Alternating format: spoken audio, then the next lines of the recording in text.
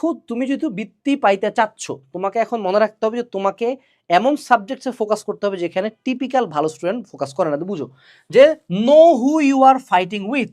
তুমি তোমার ক্লাসের 1 থেকে 10 রোলের দিকে একটু তাকাও, একটু তাদের অর্ধবার্ষিকী রেজাল্টটা নিয়ে একটু চিন্তা করো যে 1 থেকে 10 রোল তারা কি ফিজিক্সে কম নাম্বার পাইছে কখনো, তারা কি কেমিস্ট্রিতে কম নাম্বার পাইছে, তারা কি বায়োলজিতে কম নাম্বার পাইছে, তারা কোন সাবজেক্টগুলো সবচেয়ে বেশিক্ষণ পড়ে, ফিজিক্স কেমিস্ট্রি ম্যাথ বায়োলজি, এগুলোই কিন্তু তারা সবচেয়ে বেশি পড়তেছে।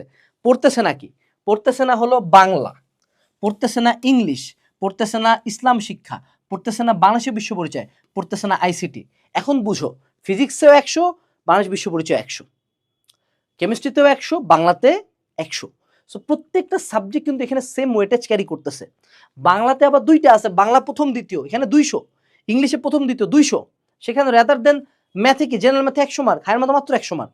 সো তুমি যদি টপারদের, তোমার তো বৃত্তির কখনো লুজারদের সাথে তোমার কোনো হিসাবই নাই, টপারদেরকে কাটাতে গেলে ওর যা উইক পয়েন্ট সেটাতে আমাকে কাজ করতে হবে। So you have to focus on Bangla, English, Islamic শিক্ষা।